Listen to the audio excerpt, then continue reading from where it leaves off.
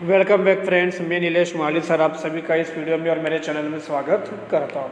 So in the previous lecture we were discuss about our last topics advantage of sole proprietorship. Now friends, today we will start our next topics advantage of a sole proprietorship. Point number 5, personal contacts. Personal contact जो है वो personal contact के द्वारा sole proprietorship का जो owner है, जो मालिक है, उसे क्या फ़ायदा हो सकता है, तो वो देखना है आज। In sole proprietorship, there is a centralization in ownership of a business and management. Sole proprietorship के अंदर अगर आप देखोगे तो सेंट्रलाइजेशन में बिजनेस भी रहता है और उसकी ओनरशिप जो है वो भी रहती है। So as the owner himself act as the manager.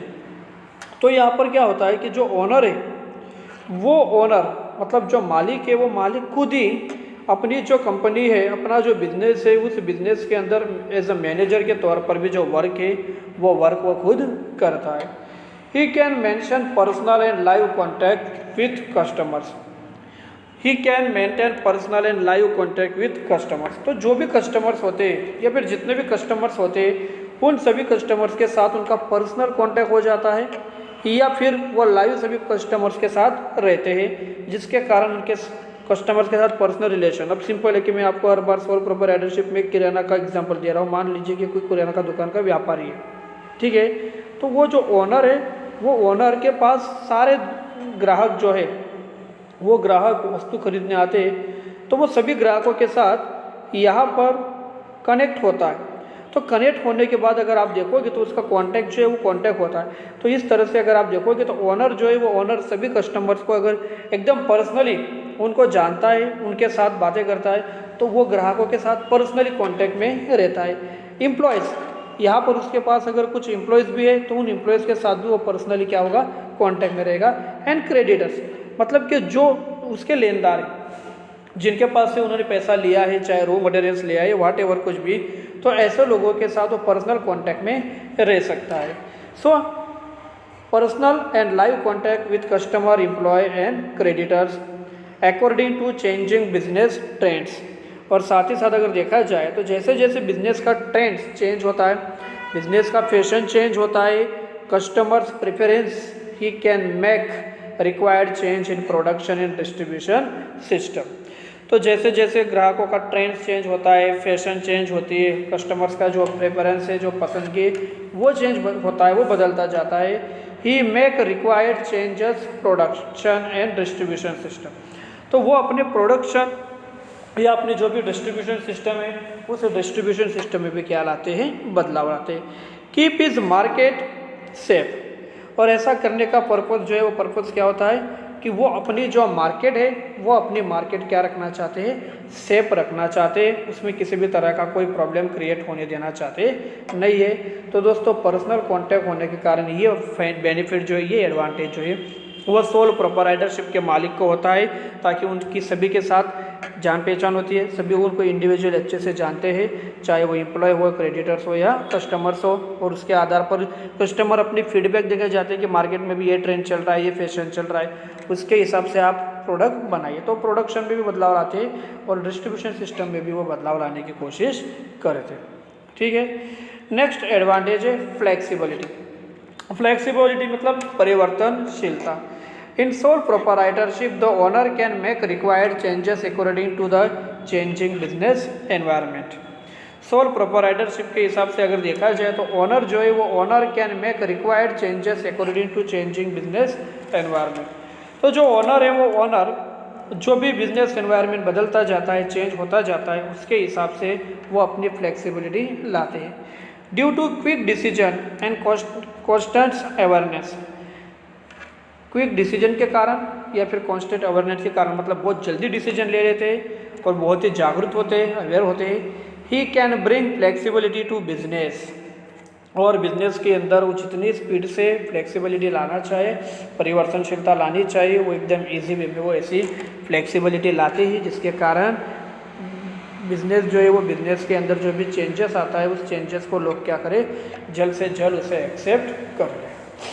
तो इस तरह से बताया गया है कि quick decision and constant awareness, जल्द से जल्द डिसीजन लेने के कारण और बहुत जागरूक होने के कारण वो अपने बिजनेस को अच्छे से हैंडल करते हैं और उसमें परिवर्तनशीलता जो है, बदलाव जो है वो बदलाव बहुत ही स्पीड से ला सकते हैं। नेक्स्ट है less tax burden.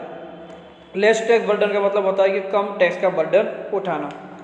Income of sole proprietorship is the income of the owner, so personal of taxation are applicable to him. Sole proprietorship के अंदर अगर देखोगे तो जो इनकम है वो इनकम ओनर के पास ही आती है। So personal and the norms of taxation are applicable to him.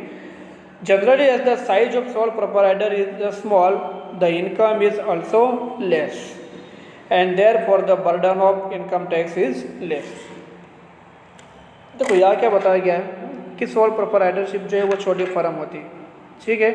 अब छोटी फर्म होने के कारण यहाँ पर जो भी वर्क है वो वर्क छोटा होता है, इसकी जो साइज है वो साइज कम होती है, स्मॉल होती है। अब स्माइल अगर स्मॉल है तो यह इनकम जो मिलने वाले वो इनकम भी कैसे कम ही रहेगी। अगर इनकम कम है तो सरकार को दिखा सकते हैं कि भाई हमारी अगर इनकम ही कम है तो हम टैक्स कैसे ज़्यादा भर सकते हैं, ठीक है। सो इस तरह से अगर आप देखोगे यहाँ तो बताया जाता है कि सोल प्रोप्राइटरशिप जो है वो सोल प्रोप्राइटरशिप के अंदर जनरली द साइज जो है वो साइज स्मॉल होने के कारण उसका ट्रांजैक्शन है, उसका टर्नओवर जो है वो भी कम होता है, and therefore the burden of income is tax is less. और इसी के आधार पर अगर देखा जाए तो जो टैक्स का जो बर्डन है वो टैक्स का बर्डन भी कैसा होता है, कम होता है, लेस होता जाता है। सो इस तरह से टैक्स जो है दोस्तों, उस टैक्स का ज़्यादा बाउंडेशन या रिस्ट्रिक्शन जो है वो सोल प्रोप्राइटरशिप फर्म जो है वो फर्म को अप्लाई किया जाता नहीं। Now next point is a less legal restriction. Less legal restrictions मतलब जो कानूनी कार्यवाही है वो कानूनी कार्यवाही सोल प्रोप्राइटरशिप जो है वो सोल प्रोप्राइटरशिप को कम करनी पड़ती है। वो किस तरह से, as compare to other forms of business organisation. Business organisation जो है वो बिजनेस ऑर्गेनाइजेशन के अदर जो भी टाइप से या फॉर्म है, like partnership firm, HUF, Hindu undivided family से कहते हैं, उसके बाद कोऑपरेटिव सोसाइटी है, जॉइंट स्टॉक कंपनी है, उनके हिसाब से अगर कंपेयर किया जाए so there is a less legal restriction in sole proprietorship firm. तो जो सोल प्रोप्राइटरशिप फर्म है वो सोल प्रोप्राइटरशिप फर्म में जो लीगल रिस्ट्रिक्शन है, जो कानूनी नीति नियम है वो बहुत ही कम होते हैं। There is a no need of approval from anybody to increase और डिक्रीज द कैपिटल। और साथ ही साथ अगर याद देखोगे कि अगर कैपिटल कम है तो वो इंक्रीज या डिक्रीज भी उसे कर सकते हैं। There is a no need of approval from anybody to increase और डिक्रीज कैपिटल। कैपिटल अगर बढ़ानी है या कैपिटल अगर घटानी मतलब डिक्रीज करनी है तो उसके लिए किसी के पास से अप्रूवल जो है वो अप्रूवल लेने की ज़रूरत नहीं होती है। As the size of business is small the legal restriction are also small. और इस तरह से जो बिज़नेस की साइज है वो बिज़नेस की साइज छोटी होती है, जिसके कारण लीगल रिस्ट्रिक्शन जो है वो लीगल रिस्ट्रिक्शन भी कैसा होता है, स्मॉल ही होता है, वो भी छोटा ही होता है, ठीक है। तो फ्रेंड्स यहाँ हमारे जो भी एडवांटेज थे सोल प्रोप्राइटरशिप के वो सब फिनिश होते हैं। जैसे हमने आज पढ़ना शुरू किया पर्सनल कॉन्टैक्ट वाला, फ्लेक्सिबिलिटी की परिवर्तनशीलता होती है, जैसे जैसे बदलाव होना चाहिए वैसे स्पीड से बदलाव होता है। टैक्स बर्डन, सोल प्रोप्राइटरशिप में इनकम लेवल कम होने के कारण टैक्स का जो बर्डन है वो भी कम होता है। Less legal restriction, legal restriction जो है वो लीगल रिस्ट्रिक्शन भी यहाँ कम होता है। ओके, सो फ्रेंड्स यहाँ नेक्स्ट टॉपिक जो है वो है लिमिटेशन। अब हम सब जानते हैं कि कोई भी बिजनेस यूनिट्स हो या कोई भी प्रोडक्ट हो या कोई भी वस्तु हो, उसके जितने प्लस पॉइंट होते हैं उसके उतने माइनस पॉइंट जो है वो भी होते हैं। तो प्लस पॉइंट को हम यहाँ नाम दे सकते हैं एडवांटेज, एंड माइनस पॉइंट जो है उसे हम कह सकते हैं लिमिटेशन। तो फर्स्ट लिमिटेशन जो है वो हमारी सोल प्रोप्राइटरशिप की वो ये है लिमिटेड कैपिटल। कैपिटल कैसी है, यहाँ पर लिमिटेड है। वो कैसे देख लेते हैं। Trading can be done with less capital. इस तरह का बिजनेस जो चलाया जाता है सोल प्रोप्राइटरशिप, इसकी जो ट्रेडिंग है वो कैसी होती है, लेस कैपिटल से। This is the important advantage of sole proprietorship. तो ये सोल प्रोप्राइटरशिप का एक इम्पोर्टेंस एडवांटेज है, बहुत ही महत्व का फायदा है, काफ़ी इम्पोर्टेंस लाभ भी माना जा सकता है। But this is also limitations. लेकिन दोस्तों यहाँ पर यही बताया गया है कि कम पैसों से भी धंधा शुरू कर दिया जा सकता है, ये तो इसका बेनिफिट है, but this is also limitation. लेकिन यही इसका क्या हो गया, लिमिटेशन भी हो गया।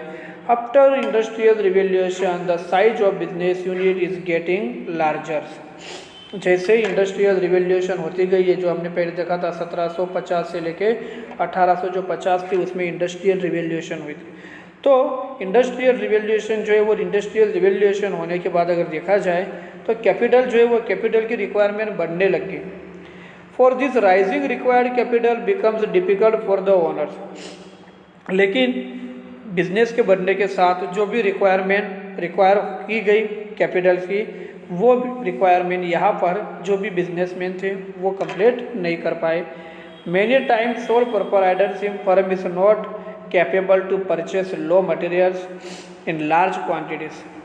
और कई बार अगर आप देखोगे तो ये जो सोल प्रोप्राइटरशिप है, ये सोल प्रोप्राइटरशिप के पास जो मटेरियल्स है वो मटेरियल्स अगर ना हो या उसकी कमी हो, so the firm is not capable to purchase raw material in large quantity. तो जो भी फर्म है वो फर्म को अगर लार्ज क्वांटिटी में अगर रॉ मटेरियल्स परचेज करना हो तो वो परचेज नहीं कर सकती। और इसीलिए कहा गया है big size machine and have to big storage facilities. और बिग साइज मशीन भी नहीं खरीद सकते या बड़ी जो फैसिलिटीज़ है वो फैसिलिटीज़ भी वो यूज़ कर सकते नहीं है। तो एक लिमिटेड कैपिटल के बेस पर बिजनेस शुरू करना चाहिए, वो बिजनेस शुरू करना यहाँ पर सोल प्रोप्राइटरशिप के लिए अच्छा भी माना जाता है कि छोटे पैसे से बिजनेस शुरू कर सकता है, लेकिन साथ में ये भी है कि वो बिजनेस ज़्यादा ग्रोथ भी नहीं कर सकता, बड़ा भी नहीं हो सकता, ठीक है, ज़्यादा लार्ज भी नहीं हो सकता और ज़्यादा पैसा कमाने के लिए पैसा इन्वेस्ट कर सके इतना कैपेबल जो है वो कैपेबल भी नहीं हो सकता। तो दोस्तों इसी में अभी सेकंड लिमिटेशन जो है वो आती है अनलिमिटेड लाइबिलिटीज़। जो सोल प्रोप्राइटरशिप का ओनर है वो ओनर को लाइबिलिटीज़ जो है वो लाइबिलिटीज़ कैसे होती है या किस तरह से अनलिमिटेड होती है, उसके लिए उसे क्या क्या अपना रिस्पॉन्सिबिलिटीज़ जो है वो पूरा करने के लिए चुकाना पड़ता है, ये दिया गया है। वो हम लोग नेक्स्ट वीडियोज़ में या ऑनलाइन लेक्चर में देखेंगे। तब तक के लिए गुड बाय।